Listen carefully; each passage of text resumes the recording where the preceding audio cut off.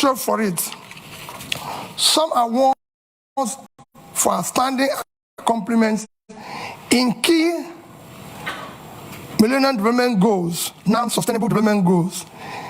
It is the same counsel and principle that is guiding and motivating me to offer to serve in a new Nigeria. The answer lies in leadership, institution, and demographics. The good news is that the demography is driving the change we're seeing in Africa. With election after election last year in Africa, in which establishment parties are being upturned by new and small parties. It is this change that my vision of policy change and institutional development is rooted in a push for a broadened scope of social mobility and freedom for Nigeria, particularly for the youth and women. Like the former British Prime Minister, Harold Macmillan, said, at the start of the independence decade, a wind of change is blowing across Africa. Today, that new wind of change sees the ballot box as being instrumental to changing of bad leadership. Senator Yusuf Dat Ahmed, my running mate, and I are committed to new politics that start with ethics of servant leaders and anchored on marriage of clean hearts and skillful hands. We know that unless we change the politics by changing the political leadership, we are stuck in this terrible state of underdevelopment and misery. We will build patriotically our institutions, particularly the ones directly responsible for implementing government policies, to make them fit for purpose. It is not to be doubted at the global scene that Nigeria is blessed with some of the most entrepreneurial youths in the world, in science, in business, in art and entertainment. We believe that what remains is the changing of leadership class from predators to creators of value, from those whose wealth and power drive from the destruction of the nation and its people to those who have demonstrated competence, character, capacity to invest in human development, create prosperity, and instill right values and ethical conduct deserving of servant leaders. Nigeria today is at a critical juncture, and the people led by the youth, brutalized by bad leadership, are awake and leading the movement to transform Nigerian politics and restart the engine of economic growth and social stability. We count ourselves honored to be trusted, especially by the youth, to lead this democratic revolution, and we are deeply pledged to do so with sincerity, accountability, and unquenchable love and desire for a better Nigeria.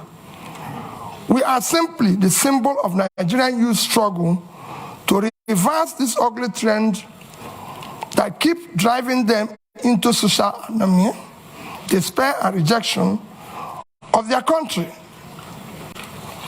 We are determined to do everything that needs to be done to rescue and lead our country to prosperity, freedom, security, and peace. We will use merit to assemble competent Nigerians from all sections of Nigeria to form effective government of national unity. At the heart of my goal here today is to look at our Labour Party's key policy plans and how they will drive up the quality of life of average Nigerian, dramatically reduce poverty, and return Nigeria to a place of strategic relevance in a world that needs a thriving and well-governed Nigeria, stabilizing the continent of Africa, making it high-value add for a planet impaired by environmental challenges, terrorism, and inequity. I also plan to speak on institutions and how the leadership we offer can facilitate the evolution of stronger institutions with the rule of law a key anchor to nation building in Nigeria.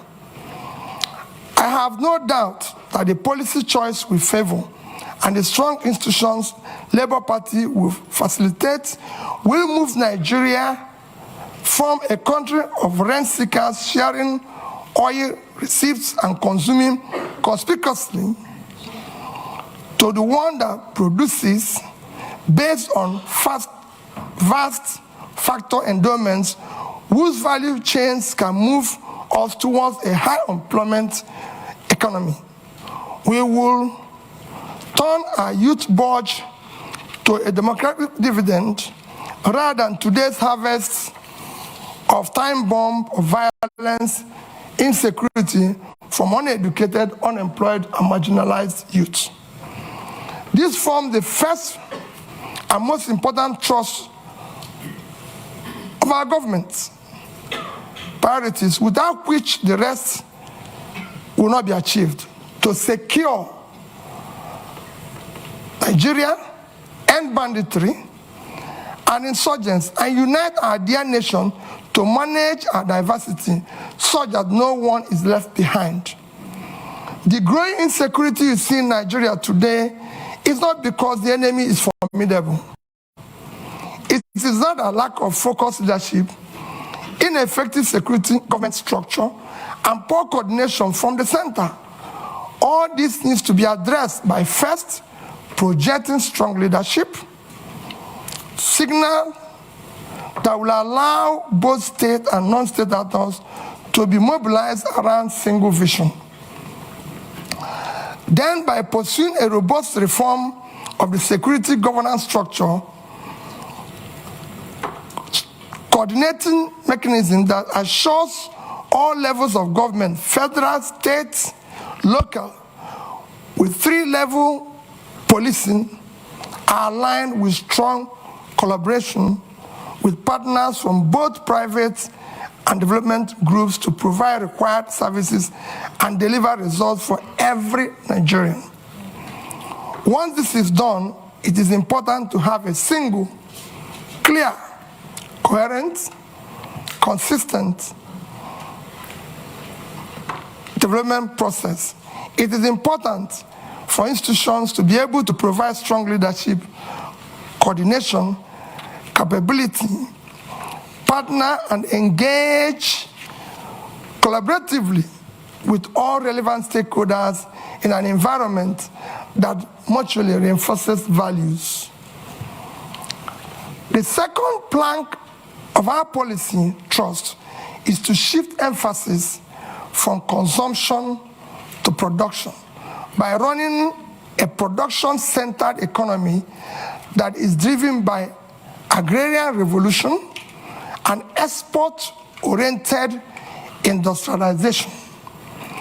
With about 70 million hectares of arable land, we will pursue an agricultural revolution through proper segmentation of Nigerian to activate and harness factor endowment of different parts of the country for both rapid and mechanized agricultural development and as a pillar for Nigerian other sectoral development and industrialization.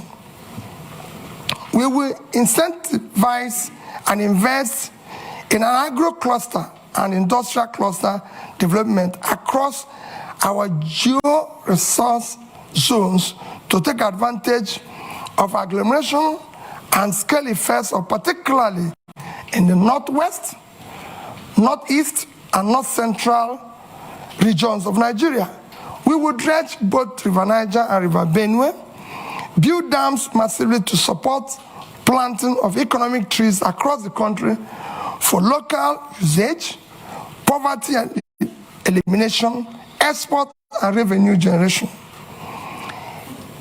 A key task is to sequentially but decisively dismantle the inefficient and anti-market distortionary structures restraining the Nigerian economy from creating a precondition for a dynamic pro-market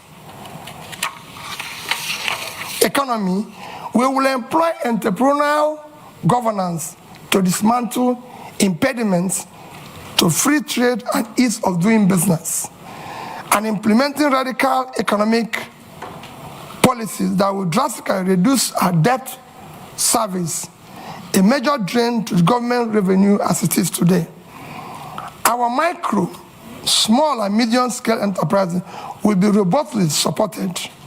Further borrowing must be strictly for productive purposes and not for consumption. While we aggressively pursue the activation of all opportunities in oil and gas value chain, we will target incentive schemes that will be professionally administered to diversify our non-oil export portfolio with proper consideration and management of climate change risk and opportunities. The third pillar of our government priorities is to restructure the polity through effective legal and institutional reforms to entrench rule of law, aggressively fight corruption, reduce the cost of governance, and establish honest and efficient civil service. Reducing costs of governance in Nigeria is an effective way of fighting institutional corruption. In addition to reducing the cost of governance and streamlining government operations for efficiency and effectiveness, we will ensure that reforms we pursue will not in any way affect the livelihood of our hardworking and efficient civil servants. Critical to fighting corruption, we will install a new budgeting system founded on a cardinal principle of public accountability, objective setting, and program implementation. This is against the extant budgetary principles of revenue mobilization, expenditure allocation, borrowing without emphasis on monitoring, evaluation, and feedback. We will enforce principles of performance, auditing, institutionalized monitoring and evaluation process of the entire public service delivery as the primary means of actualizing our vision of the new Nigeria. This reform will institutionalize our personal involvement of both the President and the Vice President in setting budgetary objectives of MDAs and monitoring, evaluating the implementation process through Office of Regulatory Review in the Office of the President.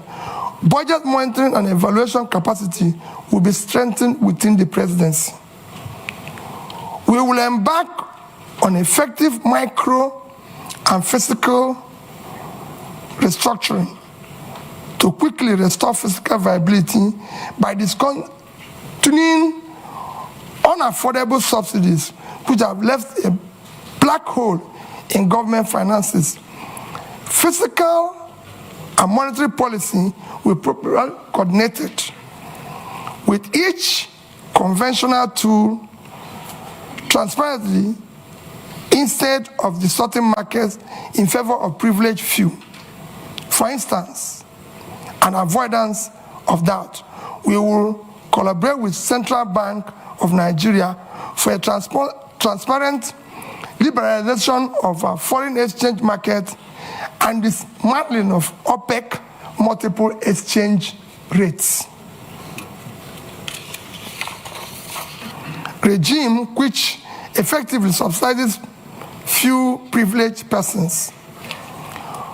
We will seek to boost the supply side rather than continuing to concentrate exclusively on demand management of foreign exchange. When unaffordable subsidies are removed, some carefully calibrated transfers will be used to cushion adverse effect impact on economically weak. If the competitiveness of the sector is to be enhanced, then we will do so via enactment of transparent and specifically target fiscal and trade policies designed to stimulate investment and growth. Revenue shortfalls and leakages such as oil theft will be dealt with decisively by holding persons in position of authority fully accountable. The fourth plank of our governance priorities is to leapfrog into the fourth industrial revolution through application of scientific technological innovation to create digital economy. Building on the gains of agriculture-led manufacturing and export, we will pursue development of knowledge and skills to leverage on the emerging disruptive digital technologies, automation, Internet of Things, artificial intelligence, robotics, virtual reality, blockchain technology, biotechnology, and data science, all of which are the heart of the fourth industrial revolution.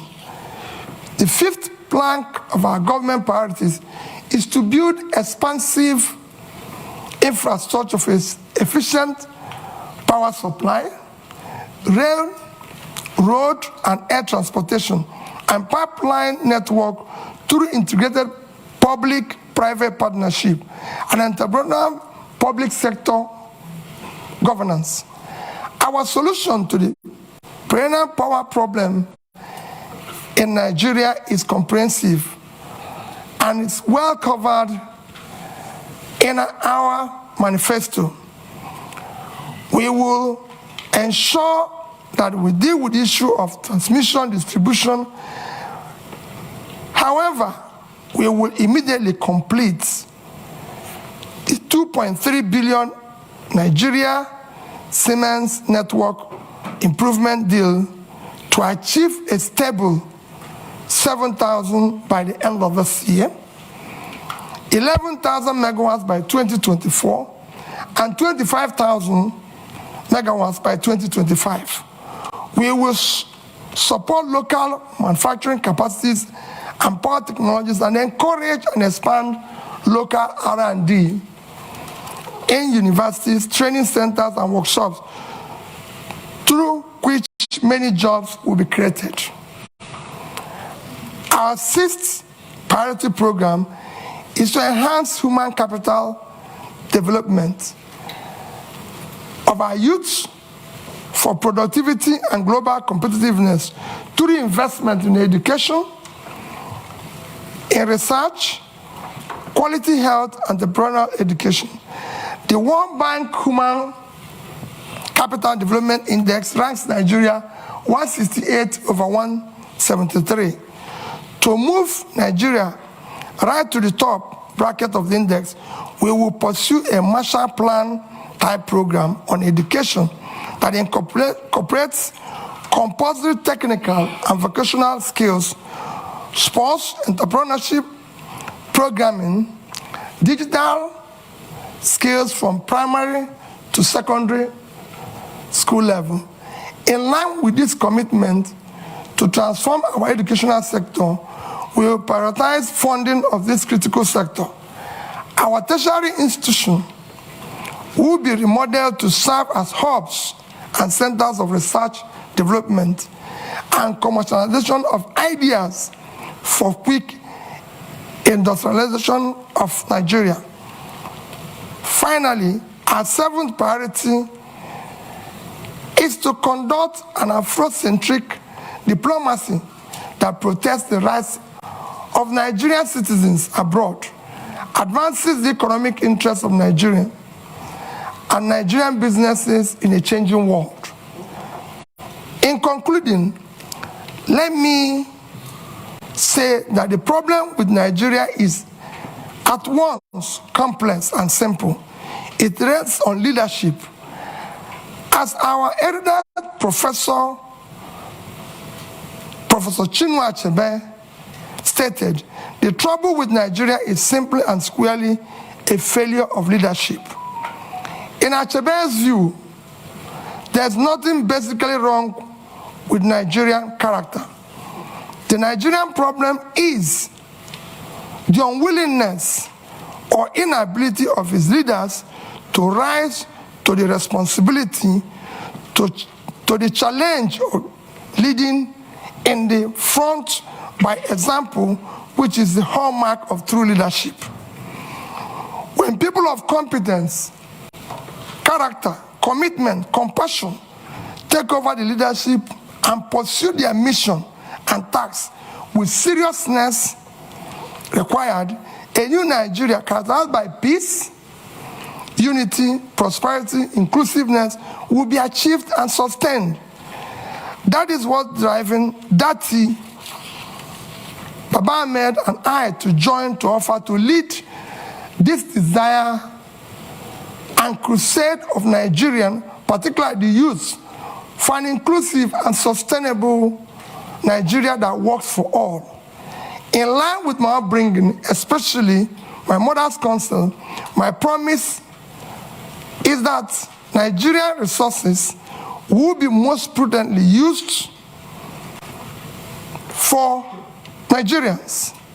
And as Commander-in-Chief, I, Mr. Peter, will be sincerely pledged that our path with Nigeria will be diligently pursued to create a new Nigeria characterized by sustained and inclusive growth and development for all.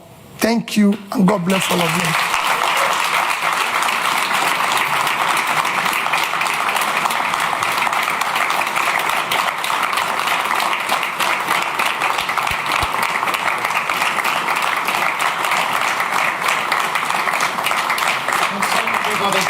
Thank you.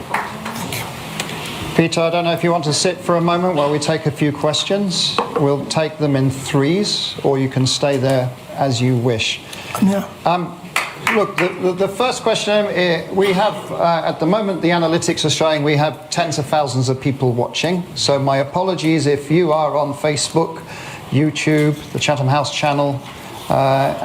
We can't take questions from you. On Zoom, we have hundreds of questions that have come in. One question is from Baba Femi Adibola, who is asking the following question. Given the complexity of Nigeria's democracy and the Labour Party not projected to have the majority in the National Assembly, how would you work with legislators to ensure the radical reforms you are proposing come to light if you win the presidential election? So that's one question. Just hold that there, and I'm going to go right to the back of the room, right at the corner there, the gentleman right in the corner. Yes, so yes, you. Please go ahead, introduce yourself, and one question, please. Thank you. All right, thank you. My name is Ajiboye Tsumishi from Huddersfield University. So my question is simple.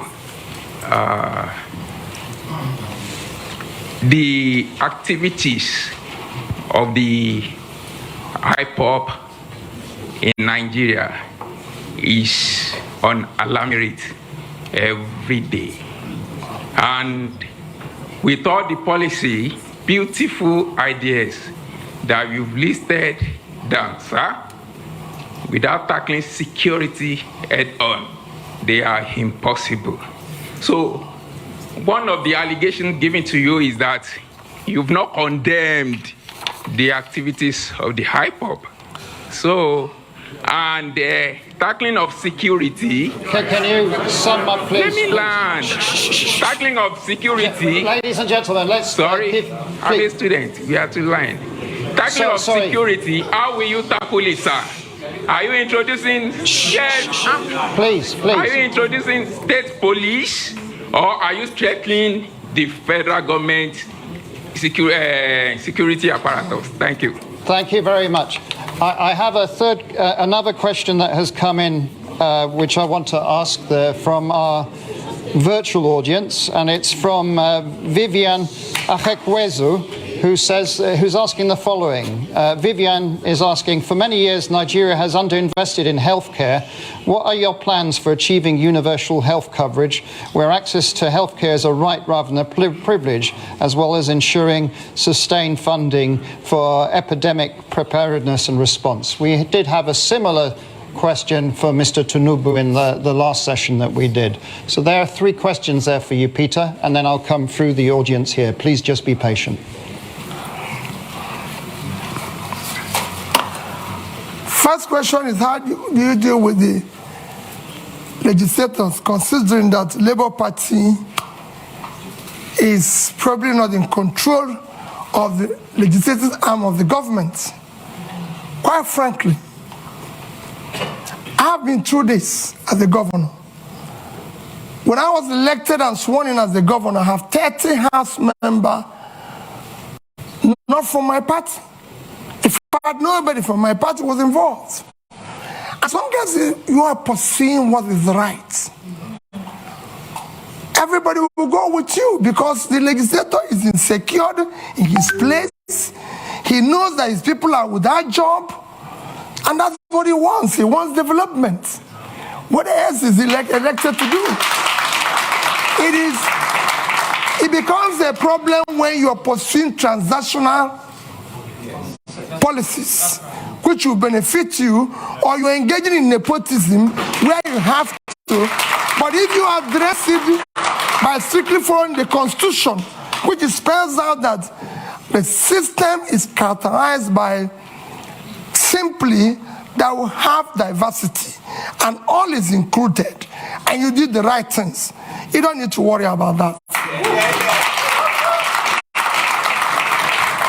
On the issue of IPOB, maybe you're not following me. Even yesterday, I spoke about Biafra being ended 53 years ago.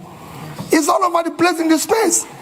I condemn all agitators, but in condemning them, you have to look at what brought about these agitations all over the place. It's not only IPOB.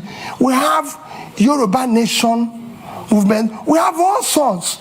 When you have created this level of massive poverty, where 63% of your population is poor, you're going to create all sorts of problems. I was speaking to a British minister this morning. I said we have about 40% unemployment. And we have about 60% youth unemployment. Young people in their productive age doing nothing. If you have 15% unemployment in Britain today, you're going to have massive, remember, agitation. Nobody will be able to leave his house. So what you're seeing is a cumulative effect of leadership failure over the years, which will be solved by good governance.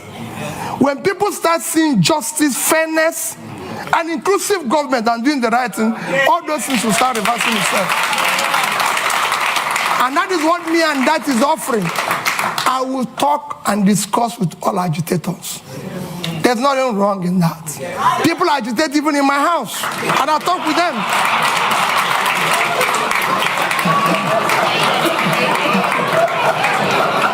So I'll deal with everybody. I'll show you of that. Don't worry about that. On the issue of health, yes, we have a problem with health. We have underinvested, and because our government have not prioritized our development agenda, everybody knows that the only measure of development that is recognized globally today is Human Development Index. And this is hanged on 3 items: life expectancy, which is health. And we are low in that. Nigerian life expectancy today is about 50-something, as against the global average of 72. So we're low. Same in education. So it's to prioritize that. I just gave somebody an example. In the past 5 years, from 2015 to 2021, Nigerian budget in health is under 2.5 trillion naira for 200 million people. It's unacceptable. Even this year, our budget for health is about 1.5 trillion. Our budget for education is about 2 trillion. 2 of them combined, annual budget is about 3.5 trillion. When your 6-month budget for subsidy, which is a criminalized Listen, if 3.6 trillion is unacceptable. You have to put money in key development areas, as Professor Dutton has just mentioned, and I read out here, that what separates country, rich and poor, is health and education. So it's clear. So we will deal with it. But he said, how do you cover it? Nations of our size have covered it. How did India, for 1.4 billion people, cover issue of health? How did Indonesia cover that? We have big nations that have done it well. If we don't know how to do it, we learn from them. There's nothing wrong in learning if you don't know how to do it.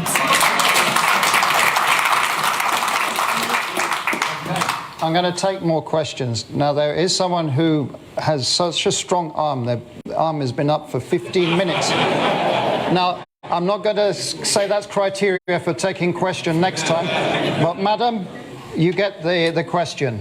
You have the strongest arm in the audience. Please introduce yourself. One question. Thank you so much. Good afternoon and welcome, sir. My name is Priscilla Winkbo, and I'm an independent broadcaster here in London. And sir, you spoke about your point number 5, which is to generate electricity and power in Nigeria. And you spoke about transmission, distribution, and generation. But I think it's fair to say that our problems with power goes beyond those 3 areas. And the main problem that I see here is this. We have a population, or part of the economy, shall we say, those who supply spare parts, the engineers, those who work within that sector, whether it's those that are selling generators. And we know that that issue is perhaps the biggest issue when it comes to our power generation. So my question here is this. How do you plan, number 1, and I'm going to take a risk here, to deal with the big boys, and how do you also plan to address that economy that will then no longer exist because you have generated power? Because I'm sure that they too will rise up against it. Thank you so much. Thank you very much. We did online have lots of questions about refining also, and so this is a key issue that people are asking question about. So the gentleman there, a bit further along. Yes, there, you, just there, yeah. Please go ahead, introduce yourself. Thank you very much. One question. Good to see you, Peter. I'm Paul Arkwright. I was the British High Commissioner to Nigeria from 2015 to 2018, and it's good to see you in London, sir. Thank you very much for your talk. I've now moved into private business. I'm a consultant, and I'm advising companies and funds, investors, to look at Africa, to look at Nigeria, to consider investing there, and everyone agrees, I think, that FDI, foreign direct investment, is critical to the future of Nigeria. But at the moment, they're very cautious, and that's putting it diplomatically. When you become president, sir, could you tell me the sort of 3 things you would do in the first, let's say, 100 days, which would send a right signal to foreign investors to look again at Nigeria, not just look again at Nigeria, but to invest in Nigeria? Because, as you know, I'm one of Nigeria's strongest supporters, and I think this is a country which is worth investing in. Thank you. Okay. And I will come back to this side. The gentleman just there. You, sir? Just there. No. Behind, sorry. You're the lucky one. One question, short, please. Give your name. Good evening. It's William Owomayi, the UK's Young Ambassador to the Commonwealth and a member of Chatham House. You've caught Nigeria by storm in recent months with your campaign and your vision to unify Nigeria, mobilizing young people all across the country. You mentioned debt a few times in your speech. Currently, the government is repaying debt to the central bank at an interest rate of 19.5%, which is extremely high. How do you plan to support the next generation? The government is repaying the central bank debt by 19.5% interest rate. How do you plan to support the next generation by dealing with the debt repayment crisis? And also, how do you plan to deal with tackling financial transparency in Nigeria? The central bank hasn't released its balance sheet in about 3 years. Thank you. There you go, Peter. 3 questions. Let me start with my sister there. He talked about the big, what you're saying is about the big boys who are selling generators. Let me assure you what we've been campaigning on. Our campaign, you have heard them say we don't have structures. That is the structure we're trying to destroy. Structure of criminality. That is what I mentioned. That Nigeria is being held captive. That structure is structure that have impoverished Nigeria. We will dismantle it. It will not be there. I assure you of that. We're going to turn around the power sector. Nigeria generates about, today, 56,000 megawatts of electricity for 200 million people. And South Africa, the second biggest in terms of economy in the continent, 5 to 6,000. 5 to 6,000, that's been 5 to 6,000, sorry. And South Africa, the second biggest economy, 60 million people, generates about 40 to 50,000. And South Africa, in the past 3 months, have declared emergency in power and said anybody can generate up to 100 megawatts without license. So somebody who is 60 million, generating about over 40,000, declared emergency. What do you think somebody with 2 million people generating 5 to 6,000 will do? War. I'm going to declare war on power, and I'll solve it. Anybody who stands on the way, so be it. Bringing back foreign investor is very simple, Paul. Foreign investor is like bee and honey. All you need is to create honey. The way bee will find the place is very simple. Foreign capital is scared of corruption. Is scared of bad policies. Is scared of where there's no rule of law. You need to put a regulatory environment that makes it conducive. You need to secure it. That is at the heart of what Dati and I are offering. We will build that intangible assets of securing the country, making sure that we govern to rule of law. We will fight corruption. Dati have a record that is the only National Assembly member who refused to buy property of government when it was offered to all National Assembly members. You can go and look at his record. If you have seen anywhere he has compromised or put himself in a transactional position. And I'll stop running. I know how I approached him, and I told him, I and you owe it to save our people. That's why we came together, and we came back and said, we'll work as a team. We'll solve this problem.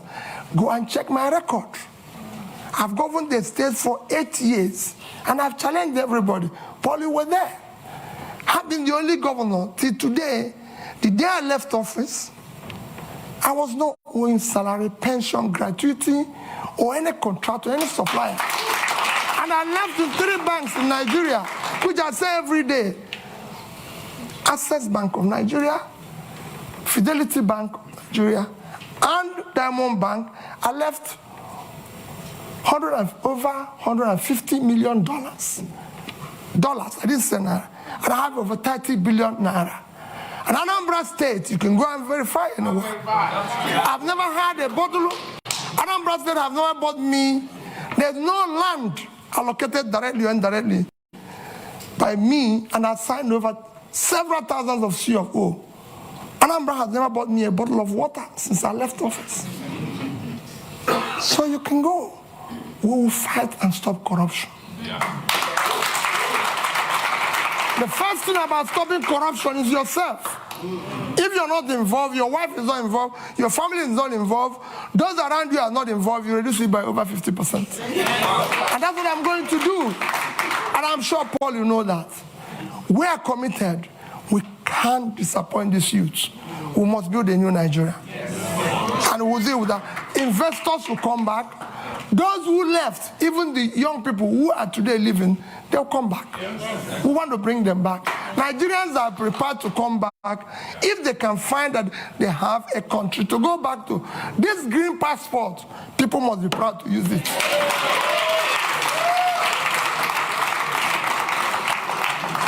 On issue of capital, where do you find money? My young brother, there's nothing wrong in borrowing. Borrowing is a legitimate way of every government I've studied in the world borrow. Even Britain, as we speak, owns over 70% of their GDP. Every government I know lives on borrowing.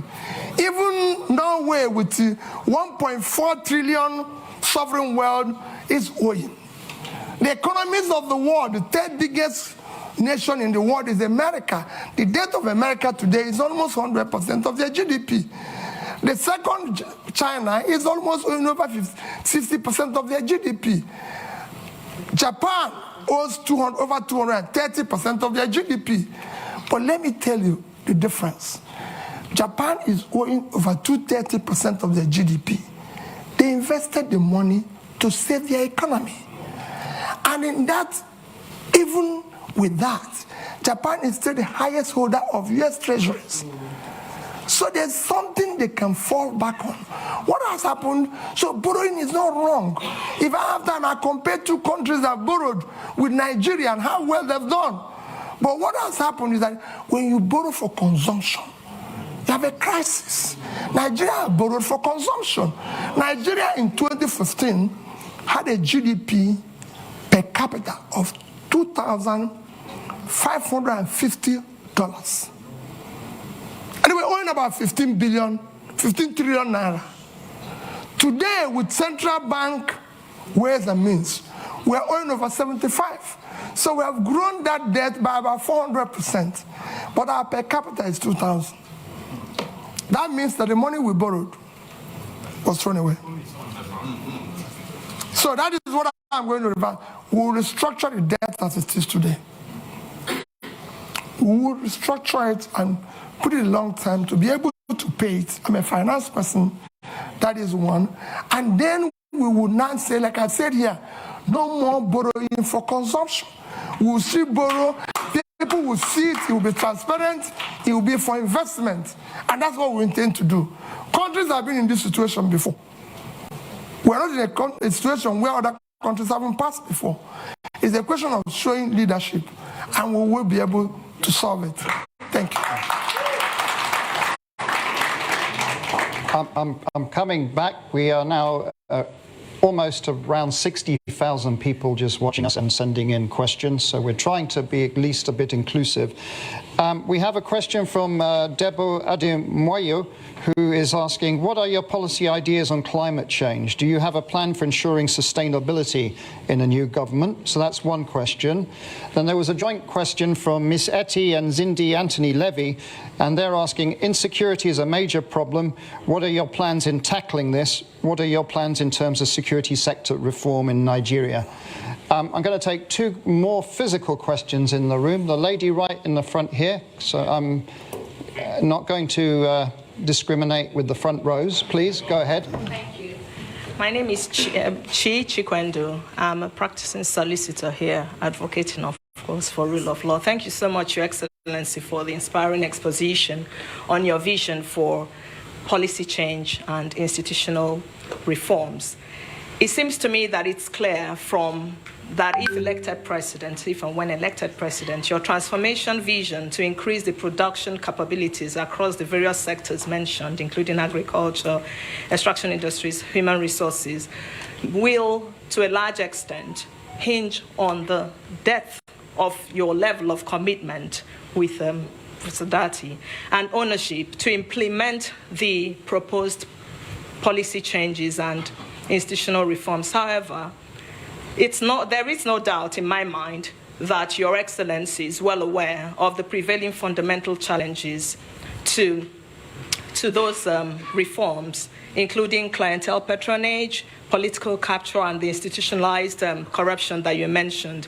So the question is, how do you intend to navigate these challenges differently from the efforts of previous administrations, particularly with a view to modifying the behaviors of the key players in support of achieving those anticipated outcomes?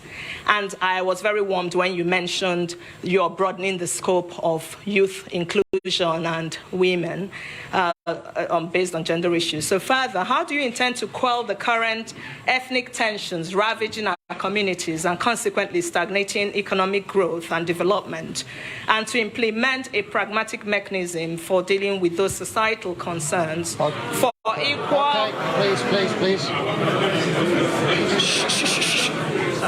We need... The longer this takes, the less questions.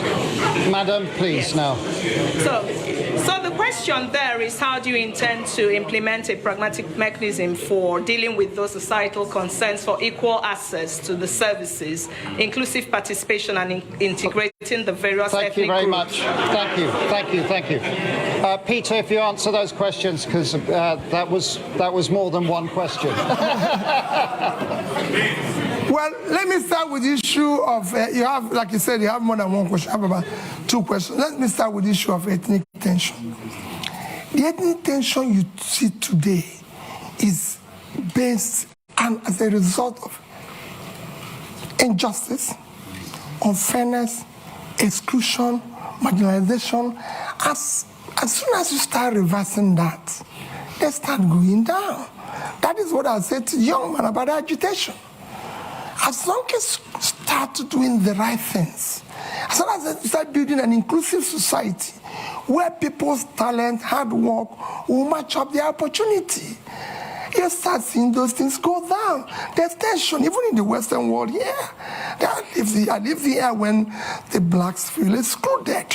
But as the more the government opens up and tolerates and builds an inclusive, transparent, more broad-based, acceptable, they will come down.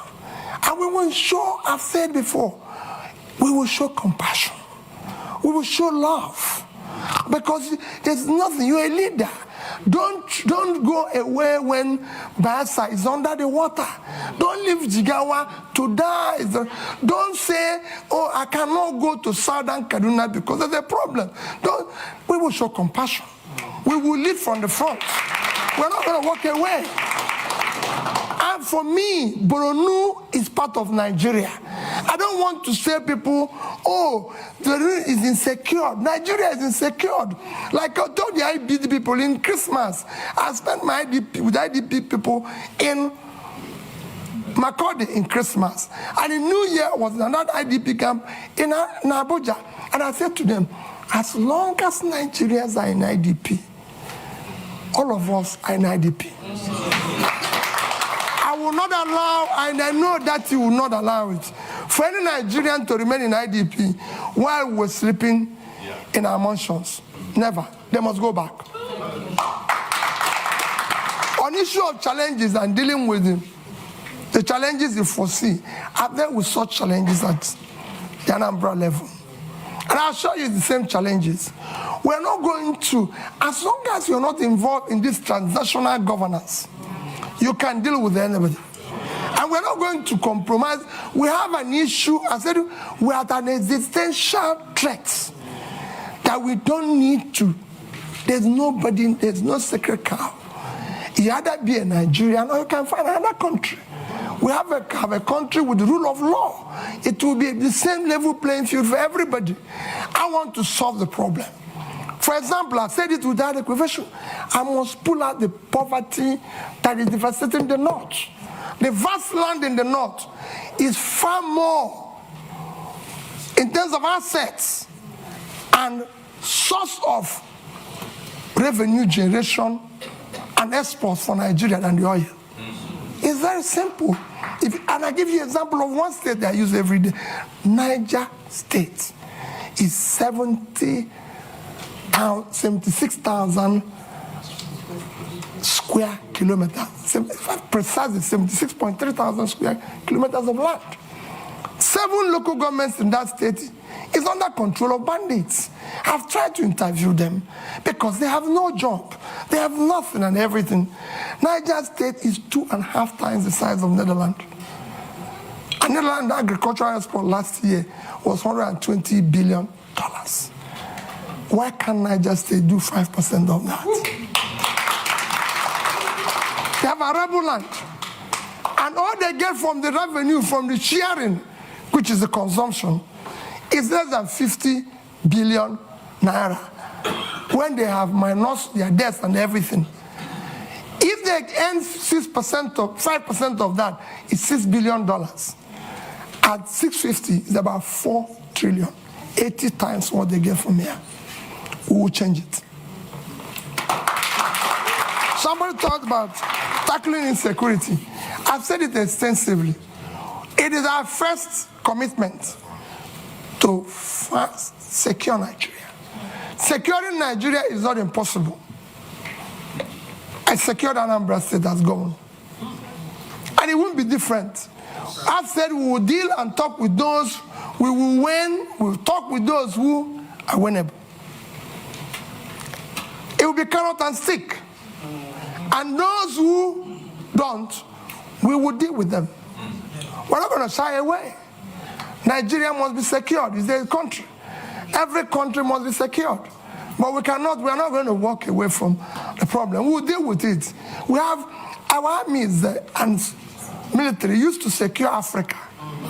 So this is time to go back and resonate that spirit in which they used to secure Africa to secure Nigeria. And we will deal with it.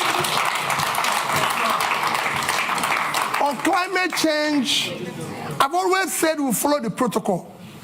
And I did mention here about issue of things like planting trees, issues of dredging. These are some of the climate change issues, because as you see today, we have a situation where there's flooding in Nigeria because we've not dredged River Niger, River Benue and everything, and I said it consistently.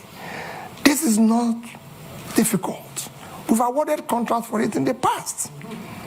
Today, every Egyptian will tell you, no Nile, no Egypt. They have used it to improve the water transportation, which dredging this one will do. And that's along fighting climate change. They've used it for other means, which we will use the same River Niger and River Benue to do. River Niger and River Benue combined is, River Niger is 4,200 kilometers long. River Nile is 1,400. River Benue is 1,400 long. So two of them are 5,600. Nile is 6,650. If Egypt, an African country, can dredge, maintain River Nile, Nigeria is big enough to deal with this, and we'll deal with it. And I assure you, you see the difference, it will be clear. Other protocols of climate change will follow it. Where we find difficult, we'll negotiate and talk with other involved in that. We are signatory to it, and it's devastating the world today. So we must follow the protocol. Thank you. The clock is ticking. We're on borrowed time now, but we are going over, as I said. There's right at the front here, there's a gentleman there. I'm going to take 3 questions, and then I think the clock is going to have had its say. Short and sharp, please. Go ahead. I'll keep it short. Hi, good afternoon. My name's Alexis Akwajiram. I'm the managing editor of Semaphore Africa.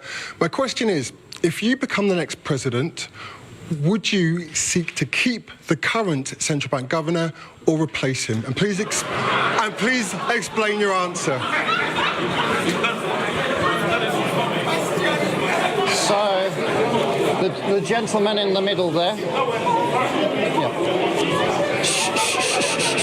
Please. Go ahead. Good afternoon, and thank you for your remarks. My name is Chibuikem Ugongadi. I'm a master's student at King's College London, and it's funny, actually, my question is related to him. Given the debacle at the central bank currently and their conduct over the past 8 years, what is your view on central bank independence as a tool to improve economic growth? And how will you what will you do about the leadership at the central bank when you become president in order to make sure that their principles are in line with yours on monetary policy? Thank you very much. The lady over there. Yes, madam, you. Yes, but sharp, please. There's a microphone just here. It's next to you. Just there, please. Aha. Okay, Your Excellency, good afternoon. So my question here is this. You talked about restructuring. As you're aware, Nigeria can barely service its external debt. Nigeria can barely service its external debt. Our current external debt, we cannot service it, or we're finding it difficult to service it. Now, when you become president, how do you intend to restructure our external debt without actually downgrading our rating in the market? Thank you. Thank you. And your name, just so we have it? My name is Ifeyinwa Umunakwe. Okay, thank you. And then if we move the microphone to the lady just there. Last question. Yes. Good afternoon. Nice to see you again, Mr. Obi. My name is Kenneth Chukwuwabo. I'm a PhD candidate at the University of Cambridge. I study public-private partnerships in education. I read your manifesto, and it seems PPPs are taking a central stage in education sector. So I wanted to ask, what is your rationale for involving private actors in public education, and what governance structures would you put in place to ensure the accountability of these actors in a sensitive sector such as education? Thank you. Thank you very much. My apologies. We've run out of time now. I'm watching the clock.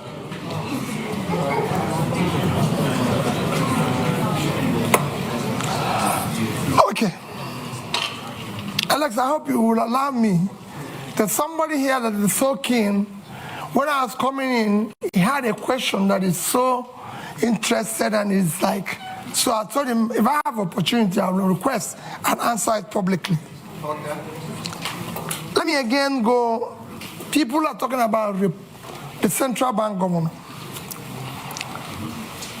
The problem, first, let me assure you, central bank will maintain its independence. It will be respected. And again, it is not the problem of the person there. Central bank have a role of monetary policy, if I'm right. Then you have this physical space. It's like a street football. When the person who is supposed to be in the physical space is no longer, it's like you go to a football match, and somebody who is supposed to play in a particular wing is no longer there. You find people playing various wings. The weakness of the physical space allows the monetary space to take over, and in supporting, because there's a weak governance structure, that is why we're able to do what we're doing. What is happening today is happening. So if you're replacing Godwin and putting somebody with that level of physical rascality, which is what is fueling our inflation and even our rate of exchange today. You know, these are some of the things you need to cut. As long as the government continues on that fiscal rascality, that situation will occur. That's what you need to fix. I won't say what will happen. His term is actually coming to an end, so it won't be too long. So that's that. I assure you that we'll deal with that. You asked about PPP in education. I said you're in Cambridge. Is Cambridge run by British government? No, I just want to know, because I don't know. When we're talking about PPP in education, we're talking about tertiary education. We're not talking about basic education. We will ensure that basic education is free, and we will drive it aggressive, because we have 20 million out of school children in the north, which I've said we will deal with decisively, because those children mostly have learned Quran, which means they're intelligent. We'll meet them at the point of learning Quran and teach them skill. For the tertiary education, we must find a way to fund it in a collaborative way, public partnership, in order to be able to ensure that 4 years will be 4 years, not what is happening today. That's what we mean by that. And it will be, you'll see, it's a win-win situation. Study basics, so. That's it. No, not the basic. It won't be the basic. Then, issue of barely servicing our debts. We're not, I've said it before, we're not the only country that have gone through this.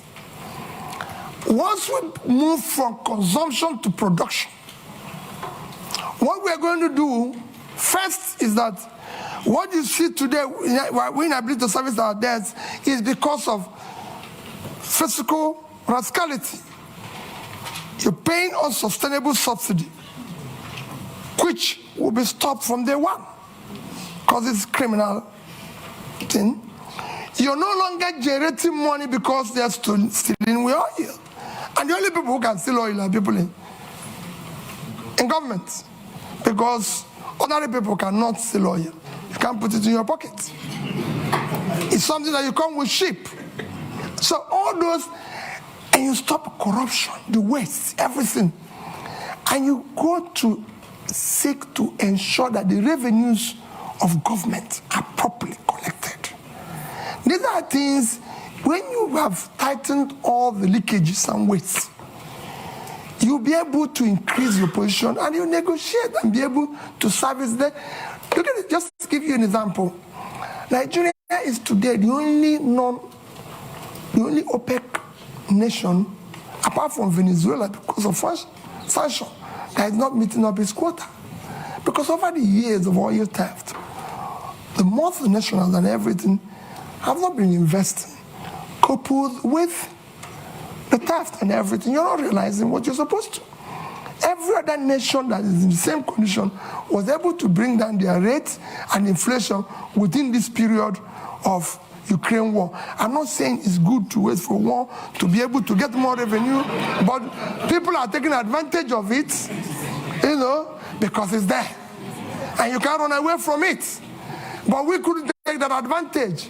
Our situation got worse because of poor management of our own physical space, which will change without an eye. And finally, like I said, somebody kept telling me that issue that people have been saying that if I become president, that there's issue of being, how do I say, what word do they use? Stingy. Pat knew the question of stingy. How are you going to manage? Because they said you'll be stingy and everything. And let me say it publicly that people don't know what it is all about. At the heart of poverty is capital formation. And you can't go about capital formation without savings. Even in the most developed world, which is why I said that Japan holds highest amount of US treasury. If you listen or you go and read about what Professor Ragnar Nask done in the 50s, he showed it clearly. Capital formation is the heart of poverty. Without capital formation, you have low productivity, low income, and you produce poverty all over the place.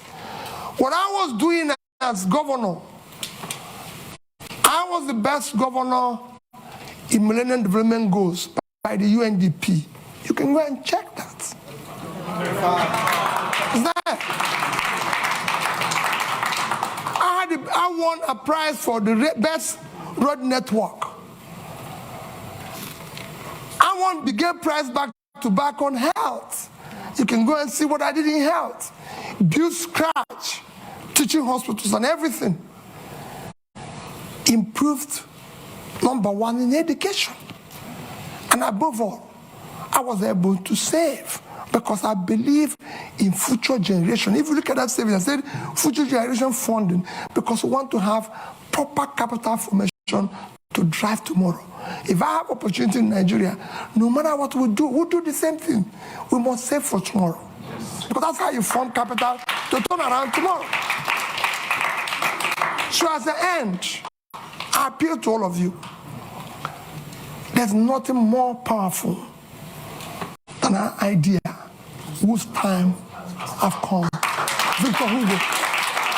The time today is to have competent leadership with character, commitment and compassion. And that's what Nigeria is yearning for. That's what Dati and I are offering you. Let's have opportunity to build a better Nigeria. Thank you.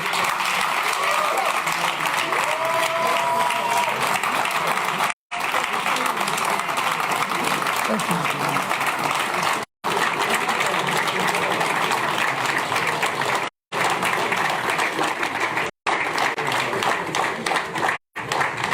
A couple of announcements.